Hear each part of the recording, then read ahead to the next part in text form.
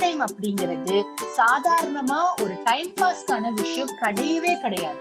அது பின்னாடி பெரிய சயின்ஸ் இருக்கு. எத்தனையோ பெரிய விஷயங்களை நாம இப்படிங்கிறதுக்குள்ள ஒரு குழந்தையோட ஆழ் மனசுல கொண்டு போய் சேர்க்கிற ஒரு அற்புதமான விஷயம் தான் வந்து ஸ்டோரி டைம் அப்படிங்கிறது.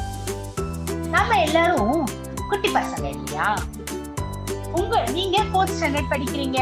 4th ஸ்டாண்டர்ட் ஏ, 4th ஸ்டாண்டர்ட் 2 செக்ஷன் இருக்கு. பொருள்லாம் உடஞ்சிருச்சு. அவங்க அம்மா அவருக்காக ஆசாசியா வாங்கி கொடுத்த, அவங்க பர்த்டேக்கு வாங்கி கொடுத்த ஸ்கேலு, பென்சில் எல்லாம் உடஞ்சிருச்சா, ஒரே அழுதுட்டு இருந்தான். Not supposed to talk it loud. Please talk in English. That's very very easy.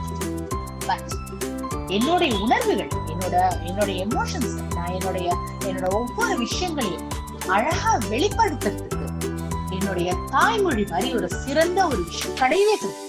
அப்ப அந்த குழந்தை என்ன நினைக்குது? அழுகையோ சிரிப்போ, அந்த குழந்தை கொஞ்சுதா, என்ன பண்ணிட்டு போட்டுமே, கோபம், ஒரு மாதிரி வெறுப்பு, எல்லா விதமான நட்பு, ஆசை, அன்பு எல்லாத்தையுமே அந்த குழந்தை தன்னுடைய தாய்மொழியில தான் முதல்ல வெளிப்படுத்தும்.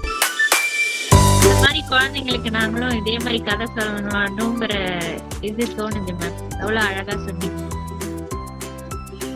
தேங்க்யூ. ஆக்சுவலா எனக்கு நிறைய ஸ்டோரி சொல்லவே வராது, ரொம்ப அப்படி சொல்ல வராது. பட் கற்பனைகள் வரும், பட் எப்படி சொல்றதுன்னு தெரியாது. பட் இப்போ கொஞ்சம் நிறையவே க்ளூஸ் தான் கிடைச்சிருக்கு. சரி, இப்படி சொல்லலாம், அப்படி சொல்லலாம். That's good. அந்த வாய்ஸ் மாடுலேஷன் ஸ்டோரி டெல்லும் போது எல்லாமே செம்மையா இருந்துச்சு மேம்.